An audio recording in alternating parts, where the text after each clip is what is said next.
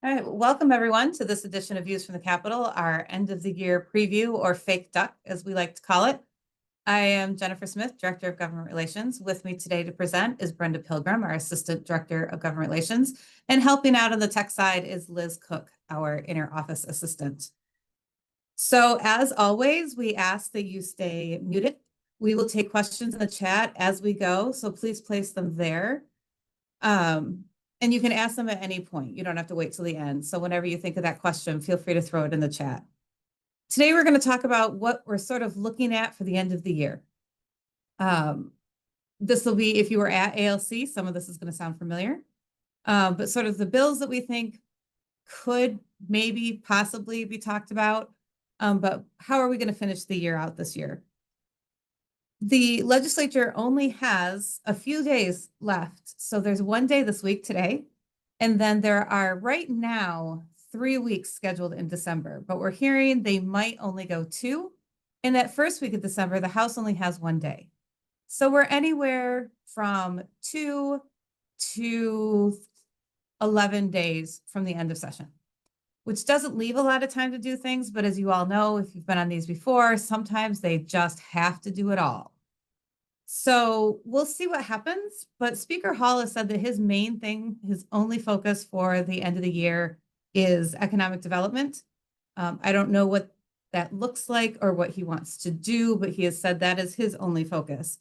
And of course, we've been hearing again since the budget is done that once again, the leadership has retreated to their corners and they're not having a lot of conversations. So none of that lends to a very busy December. But we're going to touch on those things that could come up anyway. But we're going to start with the elephants in the room, which seems like there's a few these days. 31AA. I know that's going to be a question. So I will just do that first. There's no changes to that at this point. We have sent a memo along with 8 of our other education organizations, as including charter schools and the non-publics, and asking them to fix it and explaining why they need to. Unfortunately, we get a lot of head nods, a lot of understanding, but no action. So today, a lawsuit was filed in federal court on the unconstitutionality, if that's a word, but of the piece that says you shall waive all rights and privileges. So that lawsuit was filed online last night, in person today. So we'll see where that goes. Part of the lawsuit filing, I believe, was to ask for a stay so that none of the money for 31AA will go out until this piece on the language is figured out. So that is still in limbo. You still do have the deadline of November 30th to decide whether to take it or not. But with this new wrinkle, it might be worth going back to your legal counsel and asking them again what they think. The penalty pieces that are in there, there are pieces that if you don't do these things, you could lose 5% of your allocations under the School Aid Act. That includes not following federal laws for free and reduced lunch, which you have to do anyway. It includes requiring all families to fill out the free and reduced lunch form, which we know is difficult, and it violates federal law, which the first penalty says you have to follow federal law. The filling out the forms does say to the extent practicable. So there's a big hole there that if you don't get all your parents, but you tried, you'll be all right.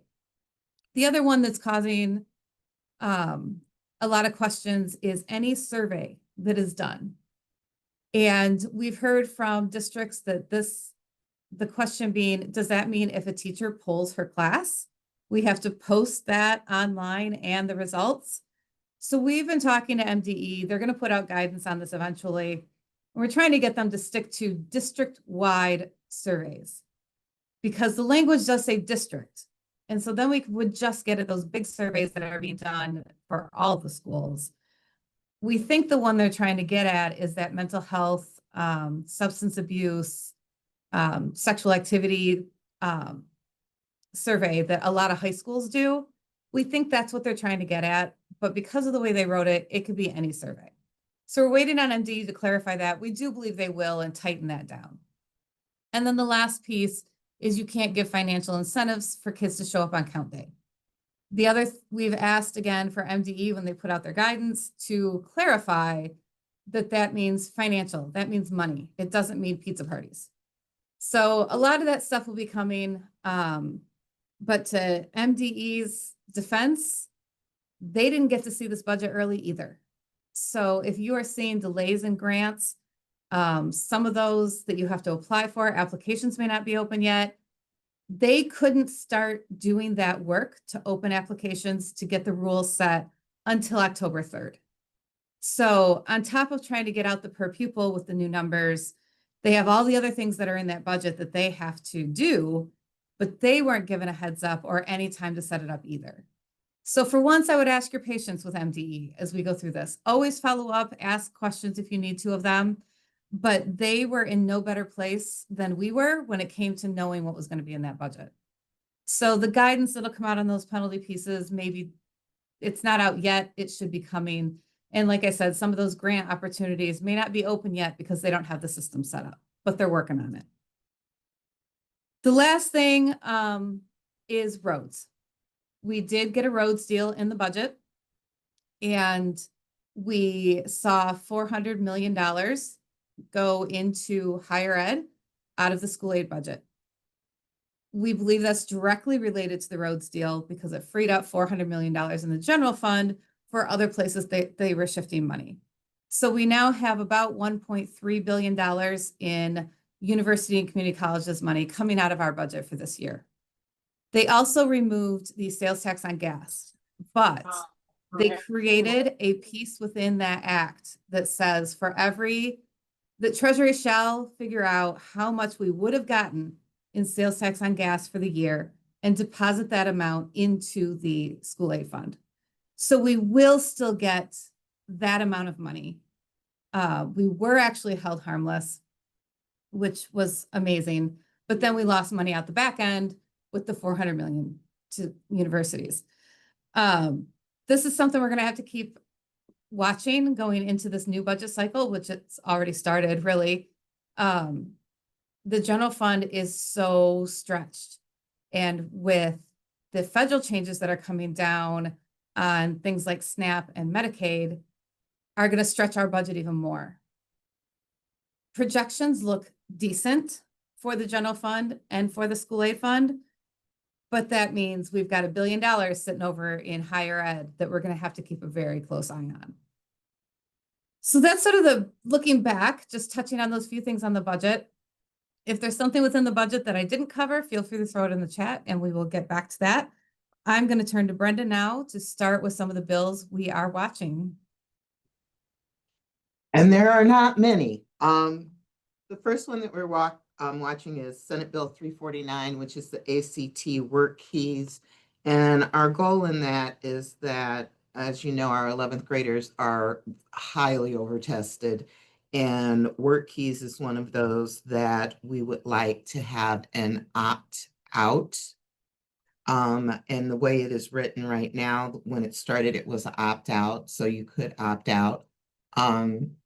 What we want to do, what we would like to see happen with this legislation is an opt-in, which is easier for you to manage and will target the students who specifically want to work with, who want to take the work keys test. To want to take the work keys test, I'm sorry. On top of that, we are also looking at another testing bill, and that would be House Bill 4556, which deals with the SAT essay.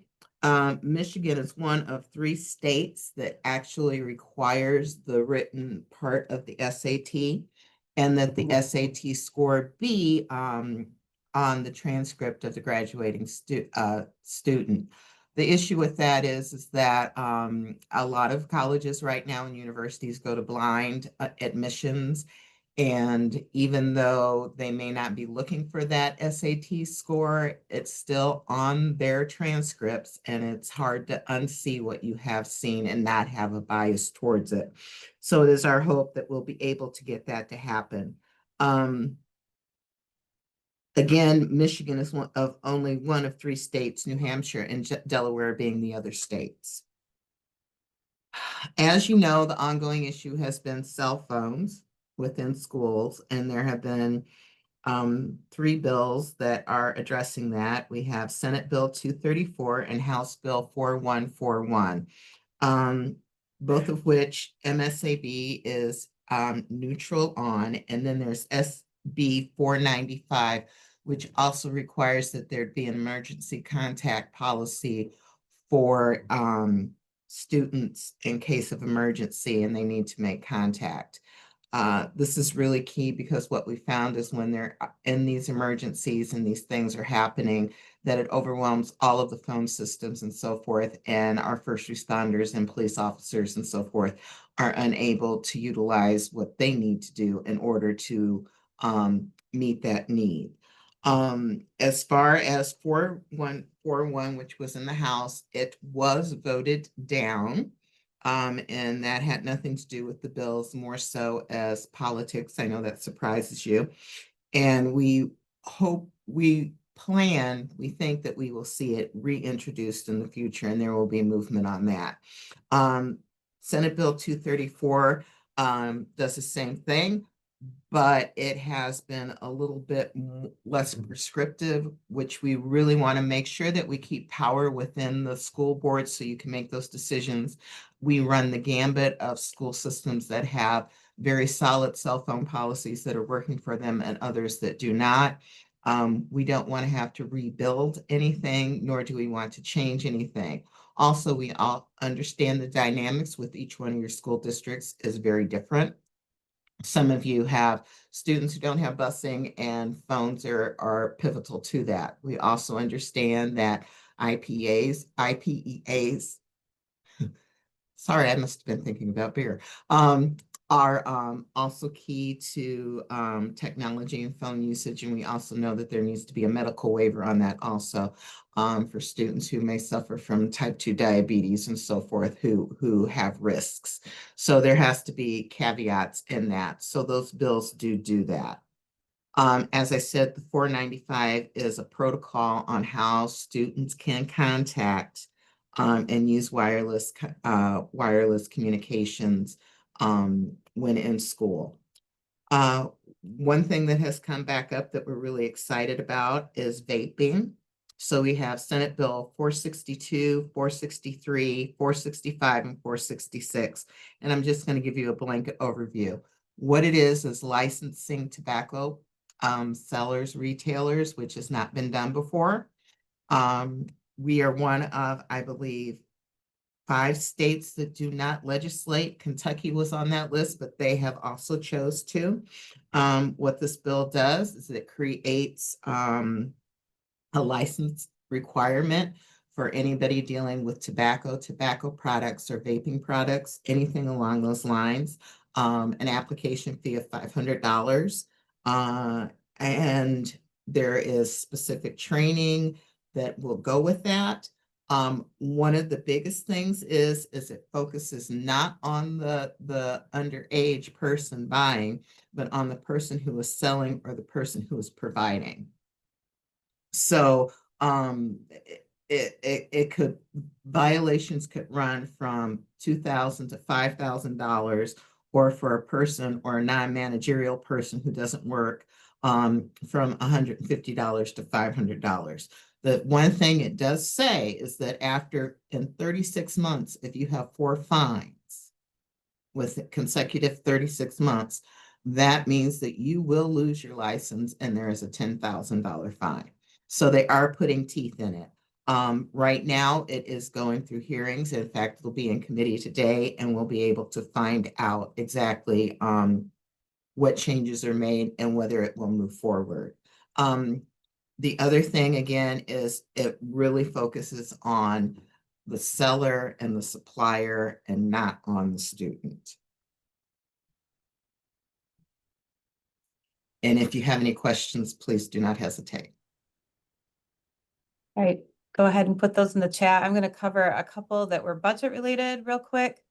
And I have the same answer for both of you. One is about the infrastructure grant in section 12E, and one is about the section 27K work project funds It was a supplemental for last fiscal year, but rolled into this fiscal year. No word on either of those. Again, as I said before, MDE is playing catch up. We will check in on those 27 L or K, whichever one they're using, to see where they're at. But at this point, we haven't heard anything about any grant deadlines except for 31 AA. So I don't know when any of those other funds, when you'll get information or when they'll be available.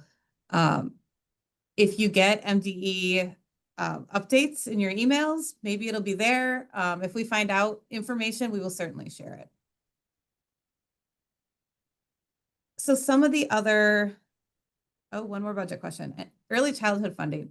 We've been talking about that. This is the Great Start Readiness Collaborative grants. We have been talking about it a lot, and same as 31 AA, people are like, well, I didn't know that was in there. And no one seems to want to do anything about it. We're having a really hard time getting them to focus on any kind of supplemental to fix things that are in the budget.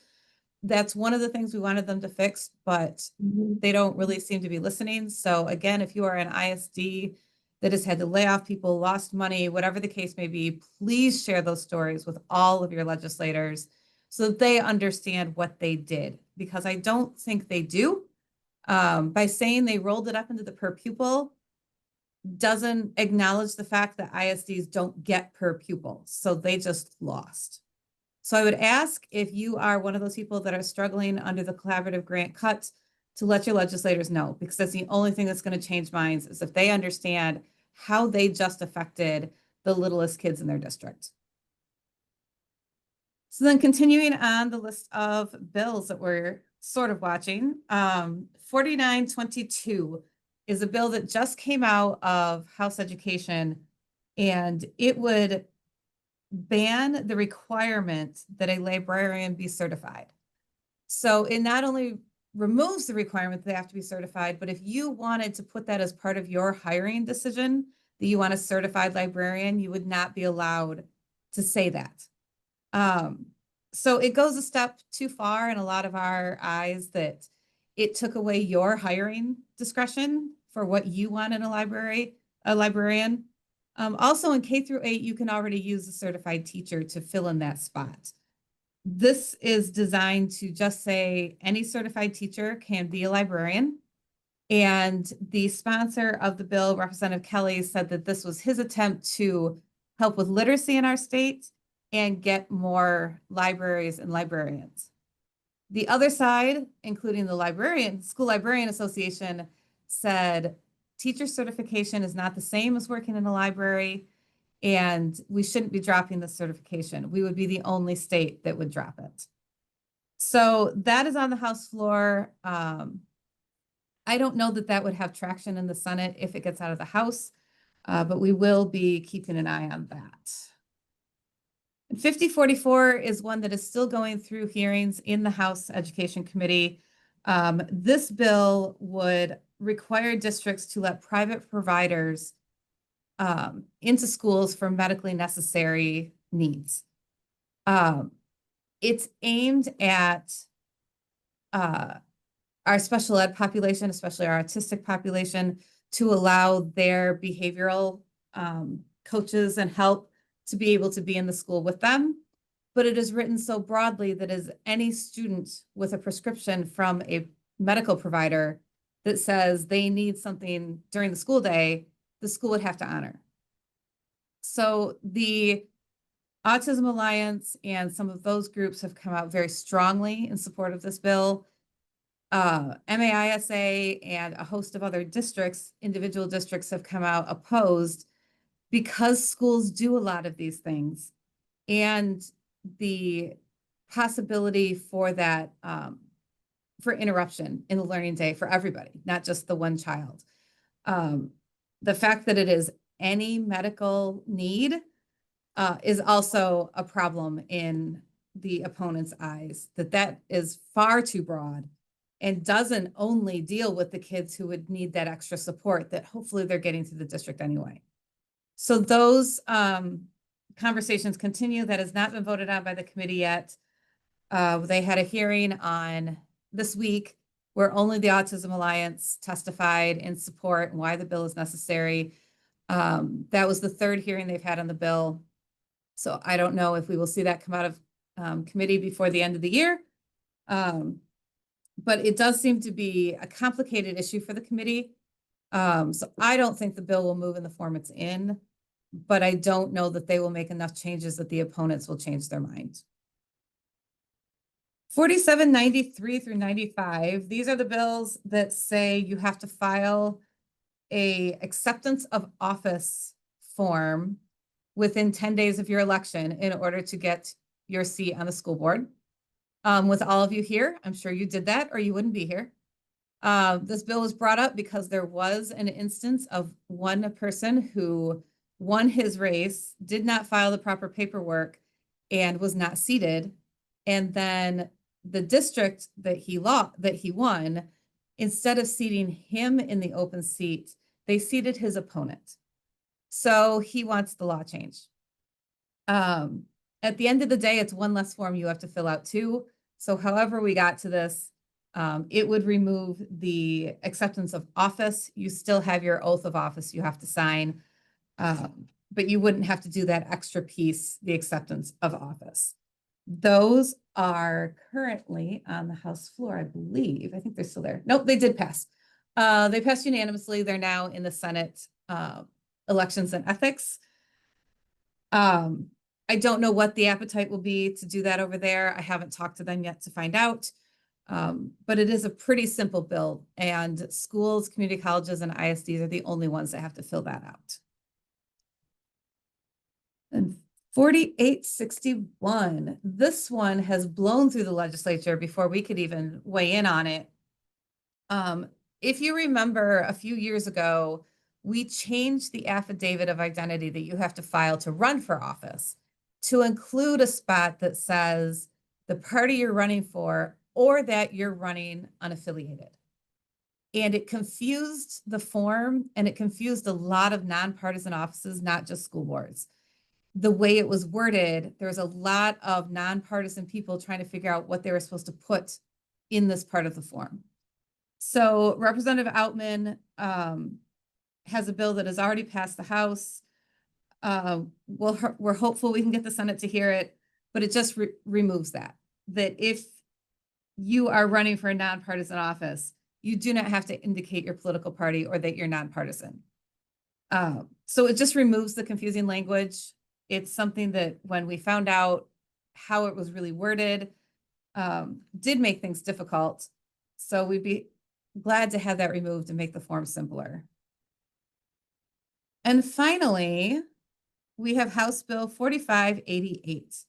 This is the bill that will require school boards to run on the partisan ballot. While in committee, it was amended to make it very clear that not only are you running on the partisan ballot in November, but you will go through the primary process. So you will go from one nonpartisan election to 2 partisan elections when you run. We testified against the bill. We also turned in written testimony to highlight some of the things that I didn't get to say in my 2.5 minutes of testimony. We have that memo ready to go to the floor if we get any inkling that this could move. Right now, we're trying to talk to some of the reps that we think will be on our side. And I have a meeting with leadership tomorrow to ask them how much they care. If leadership doesn't care about this bill, we should be able to kill it very easily. The other thing we can do is we only need 3 Republicans to say no. This came out of the committee on a party line vote. The Michigan Democratic Party has come out opposed to it. So we don't believe there will be Democrats that cross over. But we want to make sure that we have those 3. We want to keep this buried. If it passes, it does not have life in the Senate. But I'd rather it never get that far. I'd rather it not be a story. So if you have not already talked to your representative, I highly encourage you to. If you do and you get any sort of feedback, positive or negative, please share that with us so we can sort of keep track of who we can then follow up with. I've gotten a couple so far, one that said he's opposed. I just want to be able to walk in the office and be like, hey, we heard you're sort of with us. Are you really? Like, make them say it more than once. So it would really be harmful if they were to back out. So if you're talking to your reps, please talk to your reps, let them know the problems with this bill. We have the talking points up on our website, and we'll put that link in the chat too. But the written testimony that we have is up on our website. So you can use that in any of your phone calls. The other request I would make on this bill is that if you or anyone on your board or any other board member you know works for the federal government, a position that is federally funded, or is in the military, to please let us know. We started a short list. We thought this applied to civil servants as well, but in further digging, it does not. It is only under the Hatch Act and federal law that they cannot run. There are very specific jobs in state government that are not allowed to run for partisan office, but they're so niche, it's not worth trying to flush them out of all of our members. But the federal thing is a big deal. We've got 3 already that we know would not be able to run again. 2 of them actually are MASB Board of Directors and longtime serving members. So we want to be able to keep growing that list to be like, these are the people you're harming. These people that want to serve, that want to do good things, wouldn't be able to anymore. So we would ask that as part of this crusade against 4588. And you can be assured that if this bill were to come up for a vote or we get wind that it might, there will be an alert that goes out for all of you to flood your representatives. But if you get to them now, that may never happen because they'll never get the caucus to agree. That's our goal, is to have enough people on the Republican side that they convince the speaker that he won't be able to get the votes. 6058. This is we're starting to call it the zombie bill. This is what passed at the end of last year. It's one of those 9 bills that Speaker Hall did not send to the governor's desk. It's been going through the courts. The latest court ruling was that they must present. Speaker Hall will be appealing that to the Michigan Supreme Court, so this isn't over yet. And there's a lot of questions that if they do present, what happens next? So being a bill from last session is adjourned. So could she pocket veto it by not doing anything with it when it's presented? Or because it's being presented during an active session, does it fall under those rules? And she would have to physically veto it. Otherwise, it would go into effect. These are questions we don't really know. These are questions we've never had to ask before. So we're trying to figure out what next steps would be if that bill has to be presented. But first, it's headed to the Supreme Court, which is going to drag this out even longer. The one thing we've all agreed we'd like to see is an absolute definition of when a bill dies. Because right now, these 9 bills seem to still have life. But at what point, if they're never presented under Speaker Hall, at what point are they just dead? And so that's why we keep calling them zombie bills, because they keep rising back up. But it is a thing that, we're constantly watching. Now we're in the waiting game again for the appeal. We haven't heard anything out of the Supreme Court yet, if they're going to take it or not, but we know that Hall was going to appeal. So it's not over. But this is one of those issues that I don't know if it's ever going to be over. There's a lot of questions that have come up with the way this has been handled, a lot of constitutional questions. And every court has said, constitutionally, every bill that passes both chambers and is enrolled must be presented to the governor. Every court has said that. Where Hall keeps winning is that every court has also said, but I will not step into the rules of the House chamber, that's separation of powers. This last court said you have to present. So Hall is appealing again. So we'll see what happens. It's been an interesting constitutional case study, and we'll probably make a really great dissertation at some point for our current political science nerds in college. 31 AA, that was just filed, so I don't think they moved that fast. But that was just filed last night electronically, this morning in person. So we don't have any information beyond that. If a judge is going to order a stay, we would know it was going to come up first, and they just received it. So at this point, we don't know what the judge is going to do, or I don't know that it's been assigned a specific judge yet. It's that new. So we'll have more on that as time goes on. Even just a few days for the courts to respond and do their usual work of how they handle filed cases. So that's going to be something you're going to probably have to wait a few days to find out if the judge is going to do that or not. Are there any other questions about the budget, about legislation before we jump to some federal updates?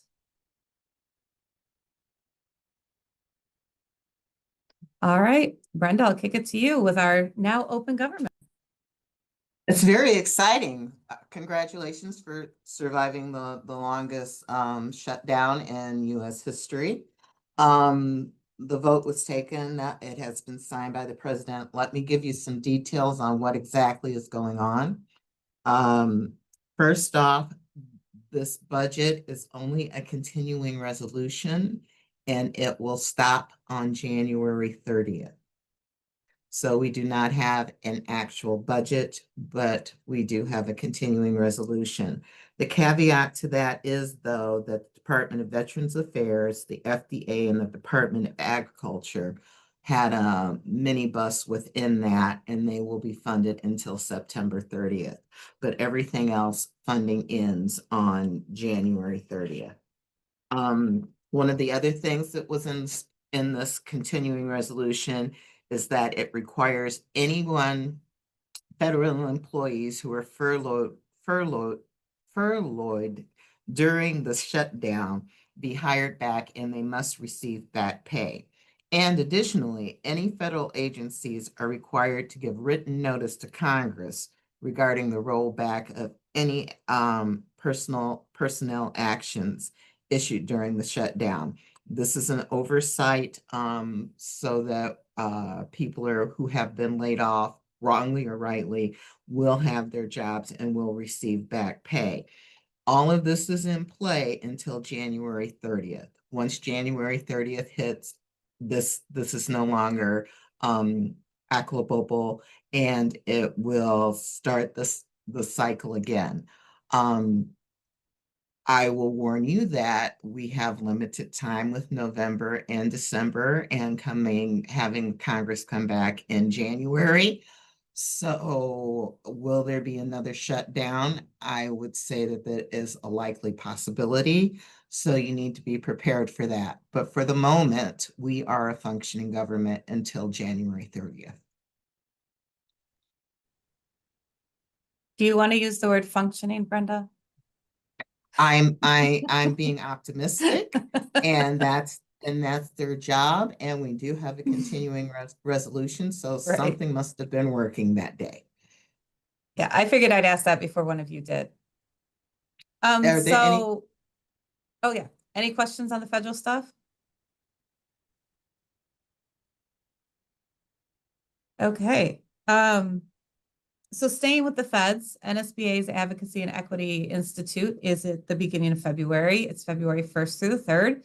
Registration is open for that. If you are interested in going, early bird registration to save you just over $100 closes tomorrow.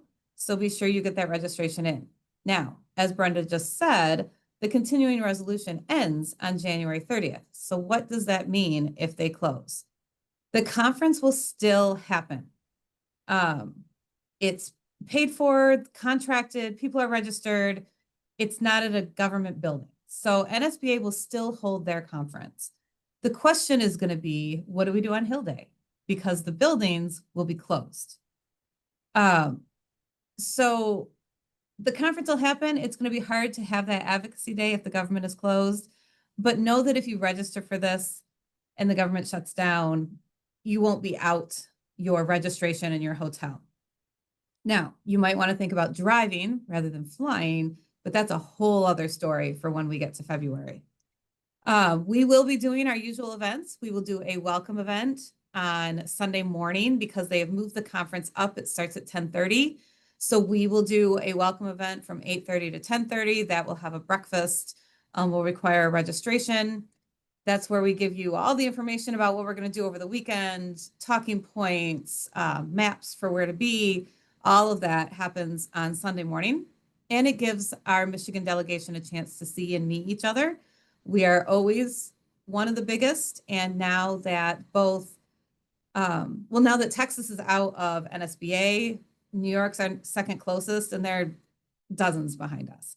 So we're always the biggest delegation. We're pretty proud of that. But that's why we do these things, is to bring everybody together. The other thing we will do, if the government is open, is hold a Senate breakfast on Tuesday morning on the Hill. It will be in the Hart Senate Office Building. We invite Senator Peters and Senator Slotkin to come talk to the group. This will be the last time that Senator Peters addresses the group, as he is retiring at the end of next year. So at the end of 2026, we will have an award to present him just for all the time he's spent in public service and being friends of public education. I would say if the government is closed, we will try to do something. But at this point, we're not going to be able to figure that out. It'll be a last minute flying by the seat of our pants. But just understand that the conference will still happen. If the government shut down, that'll be a question for what we do and what you can do in your free time when we're out in DC. Are there any other questions, anything legislative related, not necessarily something we covered, something you're thinking about that we didn't talk about? Things that are sitting out there that you're wondering what's going to happen next? So while you're thinking, I will tell you this is being recorded, and we will make it available on our website and with a link through News from the Capitol tomorrow. So you can share this with people who missed it, point them in this direction. And as always, we have the caveat that if you watch this more than, say, 24, 48 hours from when we record it, things could be totally different.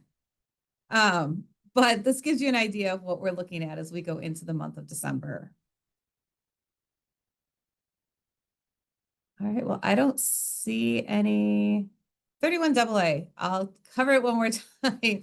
Actually, I will also put a link in the chat to our memo that we sent to the legislature. The long story short, nothing. We've got nothing. We have people who seem sympathetic, but no one that wants to take that first step. So today, the lawsuit was filed in federal court on behalf of a group of school districts and ISDs. And so now we just wait and see what happens with that. And I think that there are some legislators that, because we told them you're not helping, this is the way we hear people are going, that they may just wait and see what the courts do too. But we have been trying and just have not been successful in getting legislators to actually take real steps. We've seen a couple of bill drafts that don't address what we want them to. I had a long conversation with the Senate Appropriations staff yesterday, and she talked about some of the things they'd be willing to do, but without them defining a mass casualty event less broadly, right now it's just one fatality, and that is considered a mass casualty event. And addressing the idea of losing attorney-client privilege, which schools should not be waiving for their staff. And for boards, it would mean that you can't go into closed session to discuss anything about this because it's no longer attorney-client privilege. So it would have to be discussed in an open session. And that would also mean that you're subjecting your emergency operations plans, your safety features, things like that, suddenly in an open session. We want those things addressed, and we're just not getting there with it.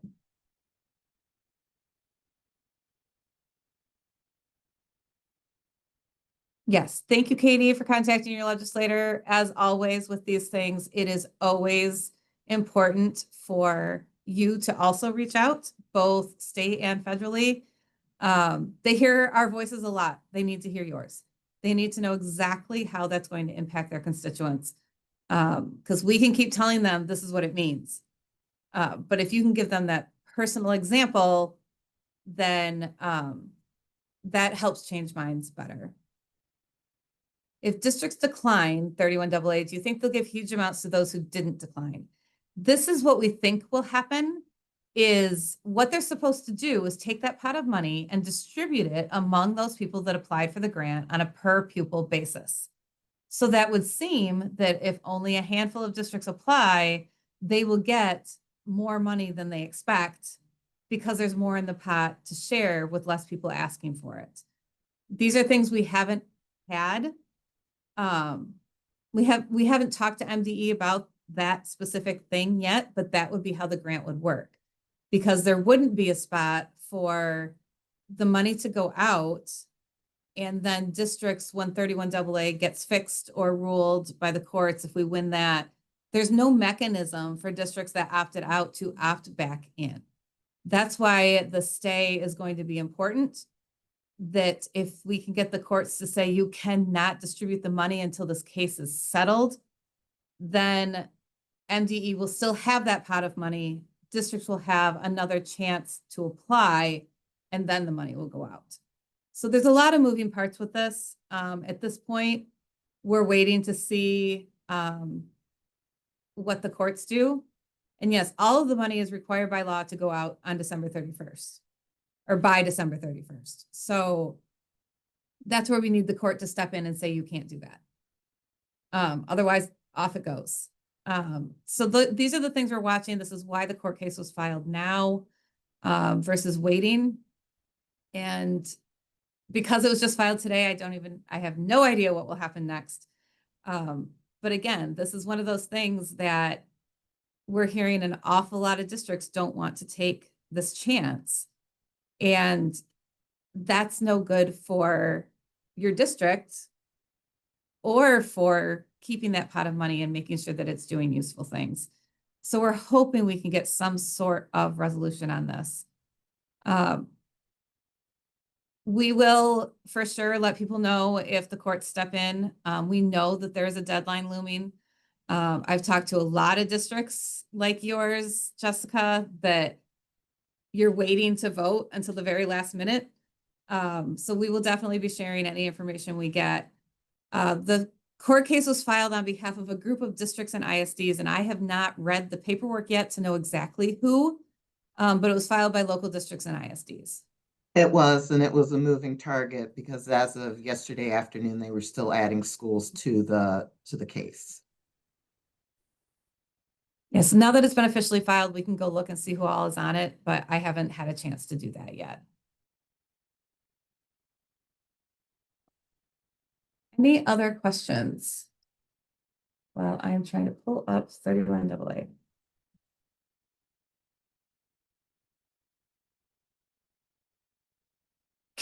Are you asking if you can see the court case? Oh, to see who's filed. We will try to put that in News from the Capitol. It depends on how many districts are on that list. We're not going to list them all if it's a huge number. But we'll have time before tomorrow's update to be able to take a look at that and see who's filed or who's on that case. I just don't know right now. And I am not a law person. I don't even know where to tell you to look for it. So I can't help there either. The link I just put in the chat is the memo that we sent to the legislature along with all of our other education friends about 31AA. Don, our executive director, and Tina Kerr, their executive director, MASA's executive director, have penned an op-ed that we're trying to get placed in the paper. It does not mention the lawsuit, but that's somewhat intentional. One, it wasn't there when we wrote it, but two, this still gives the school perspective of why this is bad. And then on the other hand, you see why it's bad, the school has filed a lawsuit. So it's sort of a two-prong approach. We hope to get that placed in a paper very shortly. But as of today, I don't have a date when it's going to run, but it is out there for us to do. Any other questions I can answer?